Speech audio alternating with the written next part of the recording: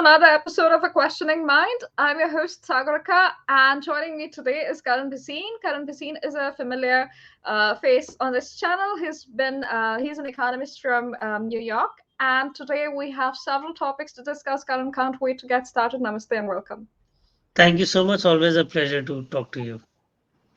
All right, Karan. So we've been discussing a few topics, and one of the things that comes to mind is the political instability in the world, of course, but also, let's go to the global sphere and then come to domestic issues. So let's start with the UK.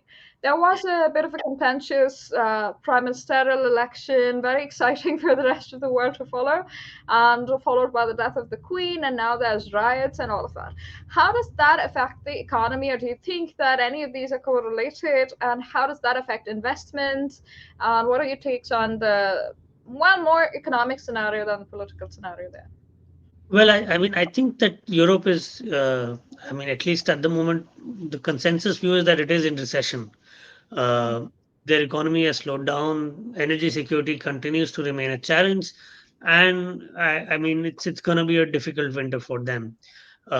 Same also holds true for the UK. What we know already is that there are kind of attempts to limit energy use by restricting hours of operations for laundry Mm. facilities in some parts of UK, and then there's also restrictions on how many hours a restaurant can operate, so to say.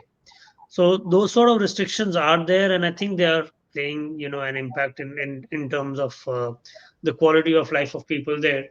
Uh, but I think that what has transpired, which is a little worrying. I'm not surprised with the dollar strengthening because that was supposed to happen, and that would have meant that euro and other currencies would also kind of face the heat. Uh, but in the case of UK, I think it's one of those rare times when a budget was announced and you saw an advanced economy see its fiscal expansion being increased on an announcement, and subsequently its currency kind of tanked and bond yield spiked. This is not the sort of behavior that you expect from an advanced economy.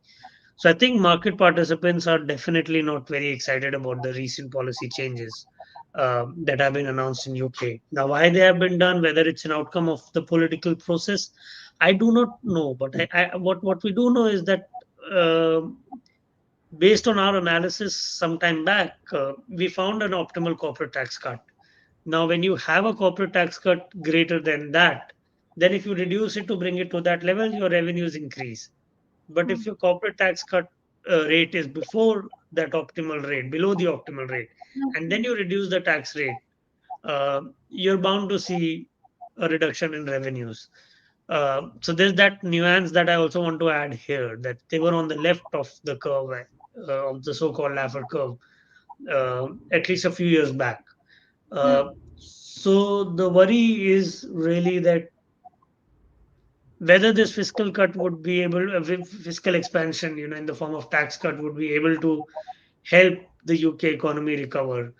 That's anyone's guess at the moment. Most of their challenges are supply side, uh, some of them driven by the push for Brexit. I don't see any way in which these policy changes can reverse or contain the fallout of those kind of long term policy choices that they have made. Uh, so yeah, basically we're looking for a rough period, at least in that region. All right. No, I know you're not a pessimist, so I'm sure that this is a very realistic take from you. And so let's go to the dollar strengthening that you mentioned. What other, where else, apart from the Europe and the energy crisis that they're facing, what are the other fallout that we can expect from this? And there's been a lot of talk about that in India as well, about how that's terrible for our economy. So, would you disagree with that take, and would you have a different outlook for the rest of the world?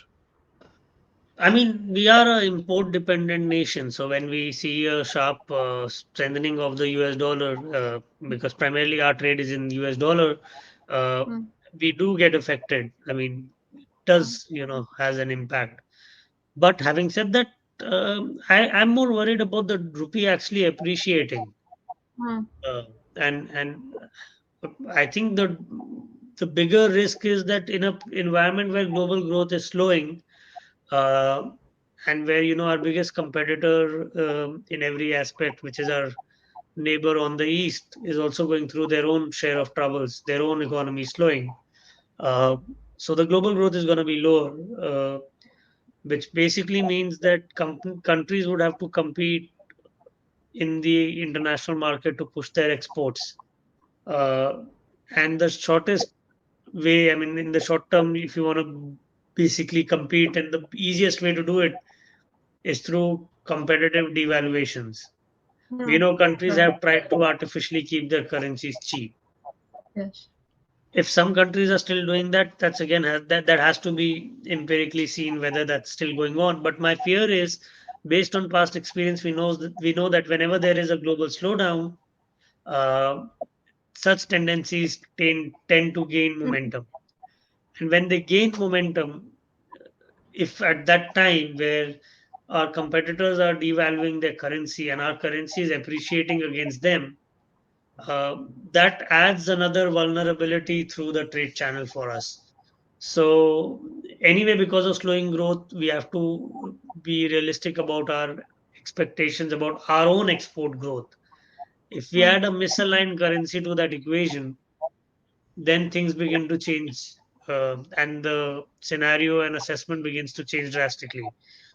So, as I said, I'm not that worried about the dollar strengthening. I'm more worried about the rupee strengthening in the environment in which we are right now. Um, the rupee is not strengthening against the dollar, though, so that should not be a problem in the shorter term, right? Uh, well, I mean, that's debatable because there are certain kinds of goods that are exported to Europe which are valued Mhm. in euro. Right. And then there are certain things that we import which are again based on the domestic currency of Yeah. uh, our other trade partners. So it's Yeah. relative. I mean, it's not a India's import basket, while predominantly and even export basket might predominantly be dollar driven, but Mm, there are certain interlinkages where we do stand to uh, export in another currency. mm, My sense is that at least with UK and with Europe, we need to be at least competitive enough. I see. All right. So so I think that's. I mean, there's also one other point of view as well, that since we do import a lot of items from Asian economies, if we are standing against them, we can Mm, import raw materials for cheap and we can continue to sell it in the US. Now the problem is that if those guys, and if China weakens more vis-a-vis the dollar, then even if we get the imports cheaper, mm, we will still lose out because of absolutely. Absolutely. misaligned currency. So True. I mean, I see a lot of people wanting the rupee to strengthen, and the rupee is in fact strengthening, but that's not desired. No, no, that's true. That's I think at least I've heard. I think Sanjeev Sanyal had written a tweet thread about not wanting that either. So at least from the governmental perspective, I don't think I'm not sure if there will be a push to strengthen it, and I'm pretty certain it won't be based on popular demand. So we Right. can hope for the best in that regards.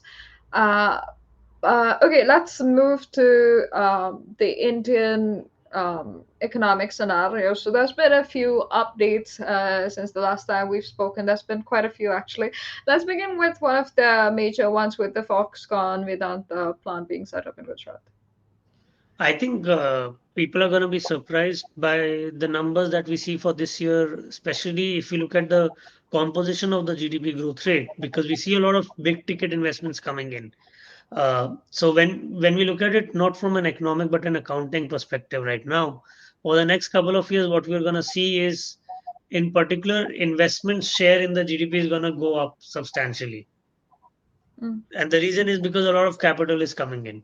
Now, these right, big right. ticket investments are important for many reasons. One, of course, we do want semiconductors to be produced in India. Mm, Uh, and I'm sure that such large groups have done detailed feasibility studies before making these kind of investments. So they must definitely view that this is a possibility and a realistic scenario, which is why they're willing to put in so much funds in. Uh, at the same time, when these guys come in, they basically create a downstream and an upstream value system, right? Mm, And if we can further integrate this value system with our existing electronics manufacturing uh, mm, setup, then I think we are looking at a substantial reduction in the electronics import bill from China over the foreseeable future. Now, that in itself would be a very big success because this would demonstrate our ability to move from, basically making finished products to going in up the value stream. Uh, I'm hopeful that even in pharmaceuticals we can do that because these two sectors are really those areas where we do have a big competitive advantage. right.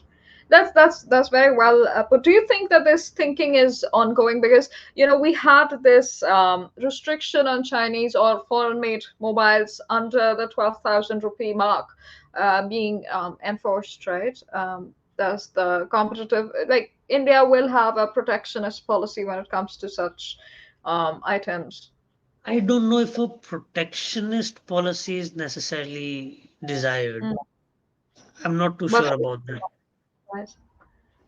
But yeah, I I think mean, but at some point during growth, every already developed economy did enable I protectionist agree. policy.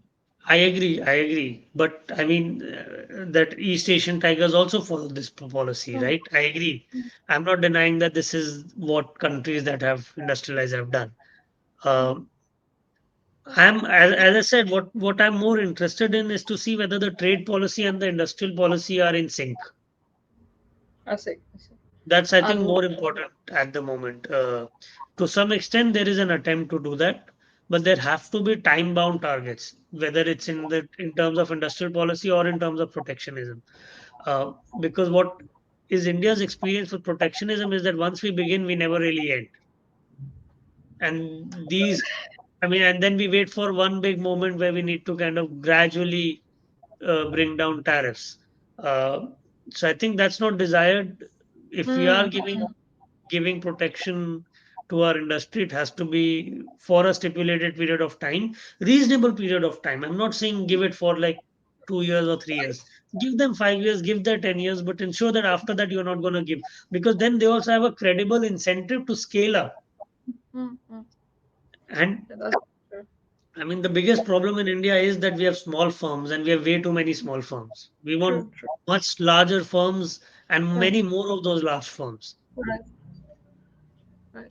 No, so in that regard, I think Foxconn Vedanta would make a huge impact because they're not small, right? And I think that's a very good point. I'd love for it to be covered in an article. I don't think I've read anything like that when it calls for, a time-bound approach to a desired outcome. Because you're very right. Not even in economics in general, India does not have a policy of making policy changes. Once it's implemented, any change to a certain policy is going to be contested, and it always comes with political baggage. Who knows that today those people who are fighting to not have this policy might be the ones wanting to protect it later on. So that's Exactly. sure, I think should begin with a specific intended purpose, and then once the purpose is achieved, it's written into the policy as such. So that's I that's a think very good some of it might also be a function of our per capita income.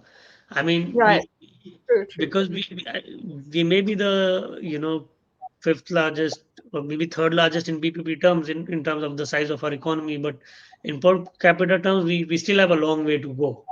We actually have a very long way to Very go. long way to go. Yes, Uh, very long way to go. so we are just starting right now. I mean, our growth is practically just taking off, Right. uh, Yes. and the large economy effects are gonna kick in. Hmm. And once we see that happening, we would realize that we need a lot more sophisticated policy making. Fascinating. Hmm. And we saw a lot of that happening during the pandemic. Mm. So so I think that I mean in normal circumstances as well, we'll see that level of sophistication and once that level of sophistication comes in, I think we'll also invest in a lot of capacity within the government so that they can monitor, evaluate, and explain why they need to make changes in existing policies. And I think that kind of communication also builds a lot of trust between the executive and citizens in a longer period of time. True. Absolutely. So progressively doing reforms might just become easier. Even though, I mean, after farm laws, people think that it's difficult. It's going to be difficult to do any reforms going further. But I mean, as I said, if what we have seen during the pandemic, if it becomes a habit, then maybe 5, 10 years down the line, progressively doing reforms would be easier.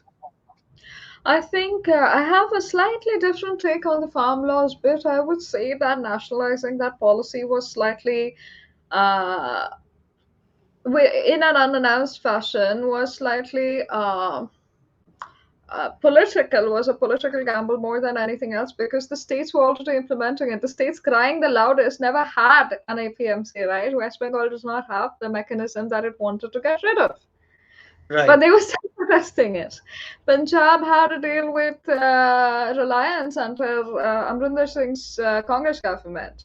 right. So, so I think state by state, Maharashtra has done away with it, I think, and farmers are very happy. So, if it were to be implemented at a national level, it would only mean the same thing as it being implemented at the state level. So, perhaps it could have been negotiated better, but I'm not One slight difference is interstate trade sure. will still have to be made legal by the union government.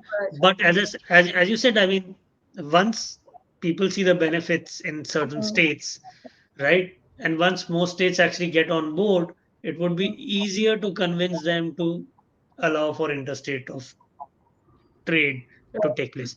In fact, in one of the projects that I'm working on right now, we are looking at this large survey that the Reserve Bank of India does on inflation expectations. Uh, and we find a lot of cross sectional variance in prices, which is reflected there.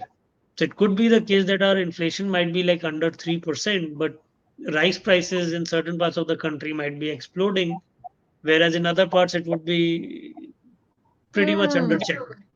And that cross sectional variance exists only because we don't allow for markets to emerge.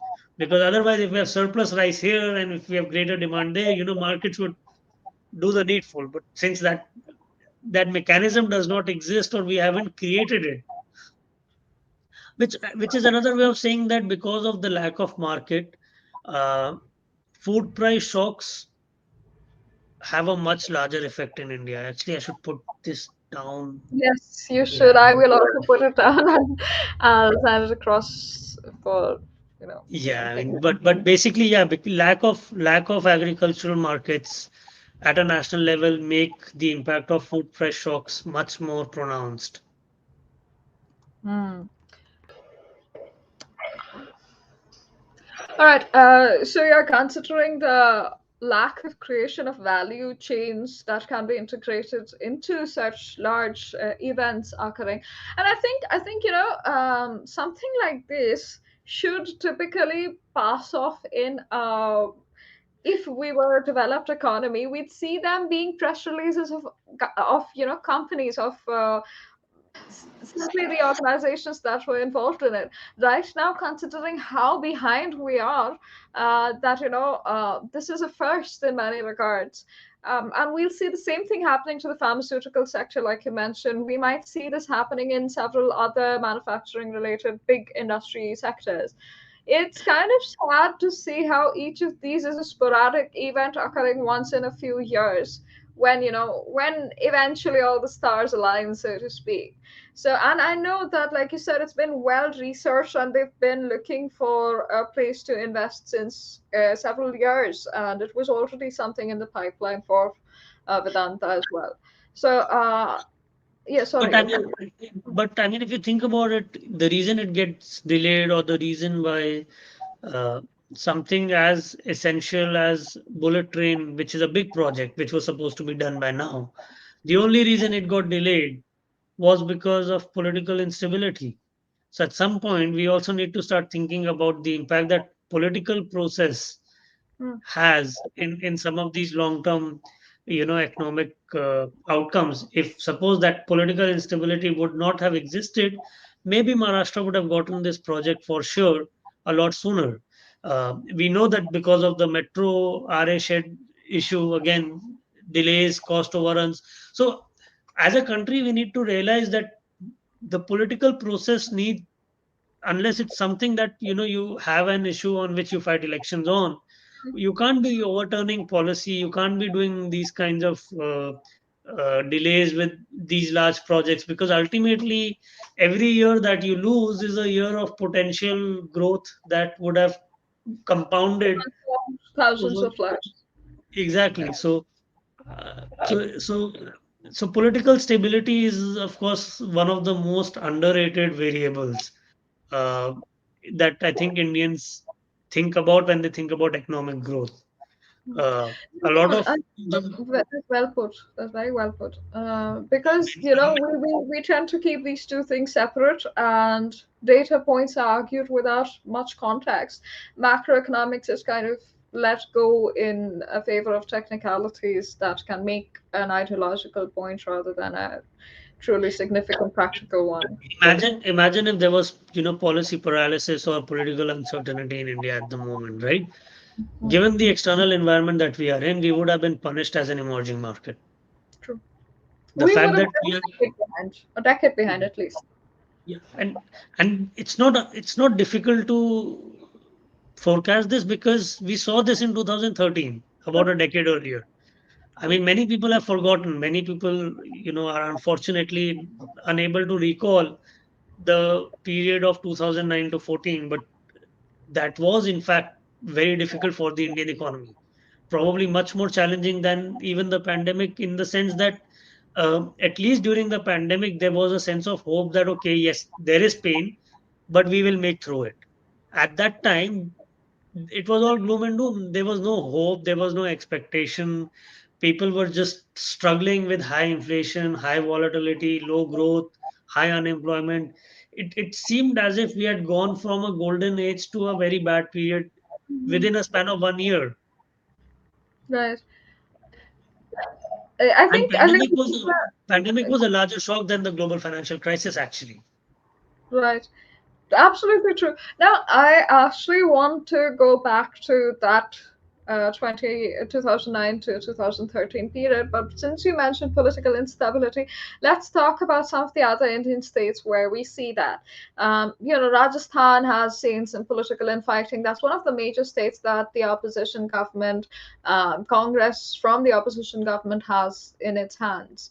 What do you make of it, and does this affect the economy of the state? It was already pretty high on the borrowing and freebies list that was brought up, although not as high as, say, Punjab and other states, but it's one of the holdings of the Grand Old Party of India. Right. I don't trust CMI data much on unemployment, but I mean, I haven't looked at the PLFS numbers for Rajasthan, but I think at least from a share of state in total unemployment, it gives a good relative picture. Rajasthan is, I think, the state with second highest unemployment as per their data. Uh, Oh, so it's, yes, there is political instability there, but there's also all kinds of bad policy decisions that were being made, such as reversal to the old pension scheme. So you ah, have yeah. so and I think a lot of the political instability there is also because of infighting. So there is no stability. There was no probably stability over the last couple of years, because we were two strong directions in which both the government and the political party in power were being pulled. This definitely has played out in terms of you know development of the state for the last 5 years, and this is actually very worrying, because uh, you do want a good opposition party. You do want a good political contest, and you want a political contest that is basically based on good policies, good ideas, or that would basically accelerate growth, development process, etc. Instead, we have a situation where we have a natural political opposition party which is willing to implode in every state that it possibly can, uh, and that does undermine political competition, which in Hmm. a way also undermines a lot of discussion and debate which would have refined policy at both national and the state level. So I Hmm. think at the moment there is a need for serious introspection, whether you need to have a country Jodo Yatra, or just first get your house in order. True, Uh, true. Jodo Yatra. yeah, I mean, it is a realistic scenario that they might have no state under their direct control before the 2024 elections, which would Hmm. be a first. So Right. they may not have a state, and they may actually repeat a similar performance to the last two election cycles, which would be tragic. I mean, basically that would mean that regional parties would become more and more powerful. And the problem with I mean, regional parties also, there's some good regional parties as well, but a lot of them predominantly derive their support on the basis of regional sentiments, and so to say. So a pan-India national political force is of course desired, and the only political force that can be at least assumed to be somewhat responsible seems to be behaving in a very irresponsible manner. Hmm. No, that's absolutely very, very concisely put, and covers a lot of comprehensively put. So, yeah, I think the political instability and what makes you, what would have gone through their minds to think about reverting back to the old pension policy in times such as this. Honestly, I like I said, it was already on the freebies list. None of the centrally aligned states are, I think, at this time, and still they decide to go ahead with something like this.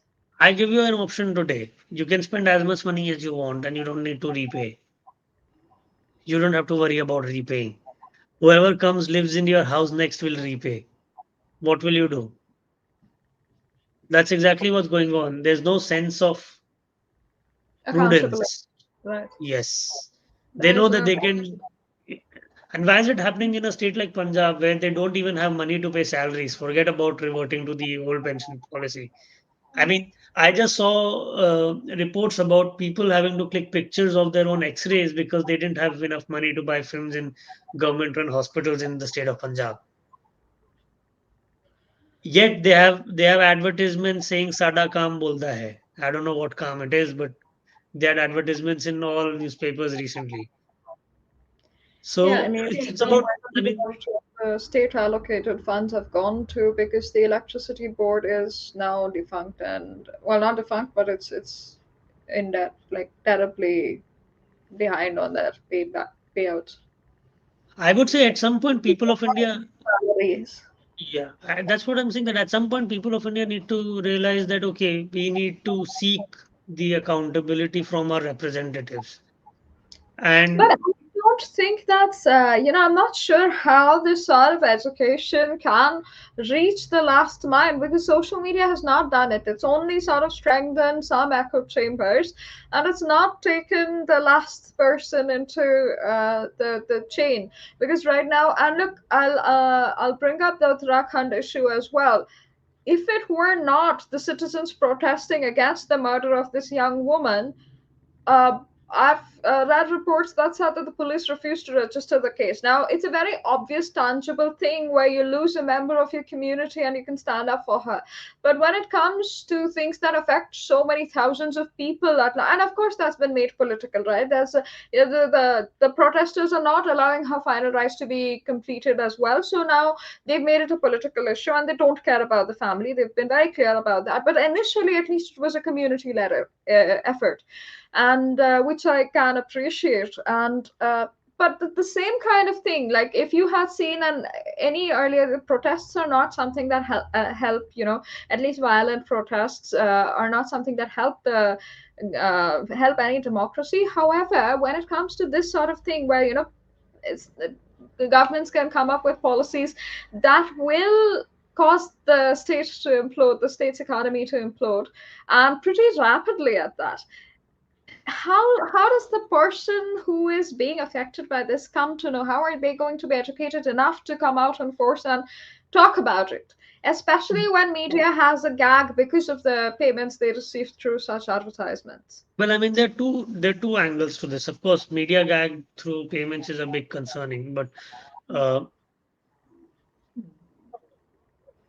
it may not seem a very optimistic take, to be honest. But I would say that the only way I see that this doesn't become a concern uh, or rather a constraint to India's growth process, is if we reach a $5,000 per capita income That's sooner going to take before any of, yeah, I mean, before when any of these states implode or reach yeah. that level where there's a very quick and dirty way to get them to act, which is to not, which is basically the RBI not supporting their bond issuances. Ah, right, right. I mean, That's not going to happen. that's a very difficult call to take because ultimately you're impoverishing your own people by doing that, True. right? But the problem is that some at some point some people say people in Gujarat might say that we like prudent policymakers. Sure. Yeah. Why are we being asked to Paying pay this for. much amount of on our borrowings when they're not being penalized for it, True, true, right? true. So it's like a version of the same debate that people from southern states make about their ability to control the population explosion. Right, right. The limitation coming in. Yeah. And both the arguments are equally valid. I mean, I'm not saying that they're not valid at all. I mean, there are two sides to it. It has to be handled delicately. Yeah. Uh, but more than restricting bond issuances by these states, I think more logical way would be to have a $5,000 per capita income a lot sooner. Hopefully, I haven't done the numbers, but I think 5,000 should be possible by sometime during the end of this decade. Uh, so after that, because when people have that kind of money, right, they start thinking about saving and investments. Mm-hmm. And the only way people understand finance is if they start putting their own money and risking True, it. true. Absolutely true. Absolutely true. So then they would realize that, okay, I can't borrow as much money as I want to spend on gambling and on salaries of my employees and blah, blah, blah, blah, blah. I have to borrow to invest on capital. And what is my state government doing? They're spending it on salaries, which basically means they're not creating hospitals, roads. Also, at a higher level of per capita income, state would have more resources to devote. But if this kind of behavior continues, then these resources would be devoted to again salaries and pensions and freebies. Right. But when there's a more volume of tax-paying population in that income bracket, they become a more vocal constituency. Right now, the Mm-hmm. taxpayers are in itself the biggest minority in this country. True, true. Yes. So, I mean, people talk about religious minorities. I talk about this minority because unfortunately, nobody wants to talk about this minority at all. Right. Mm.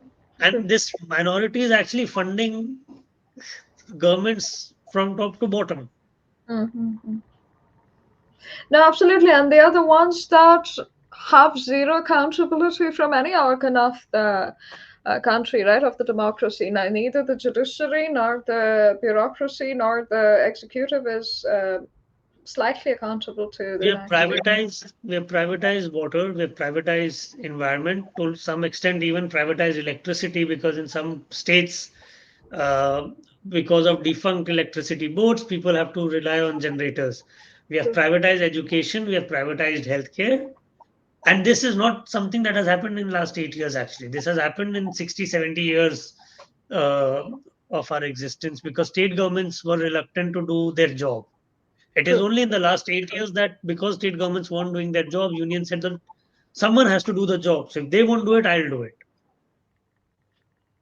Right. So, Amazing how socialism has worked backwards, but yeah.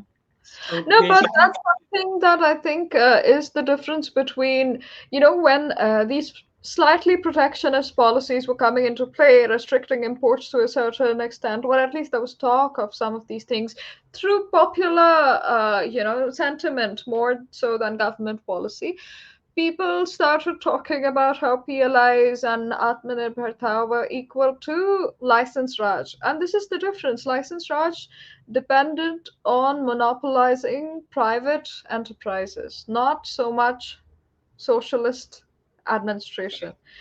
I So, mean, people don't realize that a major component of the pre-LPG was also restricting the kind of capital that you could employ. So right, right. you couldn't import all kinds of machinery. You would have to import only the machinery that was prescribed by then, and you can produce only X amount of goods which you are entitled to produce. So you Mm, couldn't produce more than that either. right. So for anyone to compare, it's not comparable. Yes, we do have an industrial policy, and yes, the evidence on industrial policy is mixed. But when I look at the US right now, there is a talk of industrial policy here as well. In fact, most economies are looking at industrial policies as a way to uh, deal with the situation, because we can't look at the economy in isolation. We also have to look at strategic objectives. Uh, Absolutely. Absolutely. and geopolitics also weighs in on policy choices. So, from a narrow economics standpoint, yes, I don't think that this is probably a good idea. But then again, I can't base my assessment of a policy which is multidimensional in nature on just one dimension. And when we True. look at it from a multidimensional perspective, we realize that, okay, this is the best shot that many Hmm. countries have against the rise of an authoritarian uh, regime, which, of course, we cannot trust to abide by rules with which the global order works. Hmm. Right. Well, all right. I'm going to take an optimistic viewpoint here and think that the industrialization will be rapid and will yield some benefits in the recent future, hopefully. So, all right, Karan. Thank you for this quick interview, and I look forward to meeting you again soon. Thank you. Perfect. Looking forward to it. Thank you so much.